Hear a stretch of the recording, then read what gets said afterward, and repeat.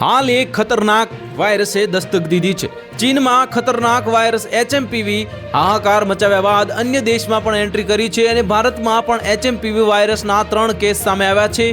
2 case કર્ણાટકમાં જ્યારે 1 case ગુજરાતમાં સામે આવ્યો છે। આ રાજ્યના આરોગ્ય મંત્રી ઋષિકેશ પટેલ વડોદરાની SSG હોસ્પિટલની મુલાકાત લીધી હતી।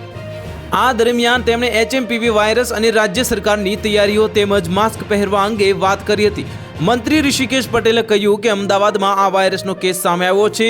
રાજસ્થાનના ડુંગરપુરનું બાળક છે જેમાં આ કેસ સામે આવ્યો છે અને જેનો કેસ ગુજરાતના અમદાવાદમાં આવ્યો છે। હાલમાં આપણી જેટલી હોસ્પિટલ છે તેમાં ટેસ્ટિંગની સુવિધા ઊભી કરાશે।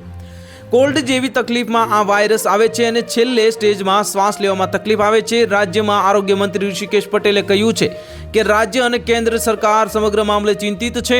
જેમની રોગ પ્રતિકારક શક્તિ જે ઓછી છે તેમના માટે ચિંતાજનક છે। કેન્દ્ર સરકાર દ્વારા ગાઈડલાઈન જાહેર કરાશે અને શાળાઓ અને ઉત્તરાયણ મામલે તેમણે કંઈ પણ કહેવાનું ટાળ્યું હતું। કોવિડ હોય કે કોઈ પણ મહામારી રાજ્ય સરકાર તૈયાર જ છે તેમ આરોગ્ય મંત્રીએ જણાવ્યું હતું। હાલ માસ્ક પહેરવું જ પડશે તેમ લાગતું નથી તેમ ઋષિકેશ પટેલે જણાવ્યું છે અને આ વાયરસ દરેક ઋતુમાં હવામાં આવે છે। તે ચેપગ્રસ્ત લોકોની ઉધરસ અને છીંક દ્વારા ફેલાય છે।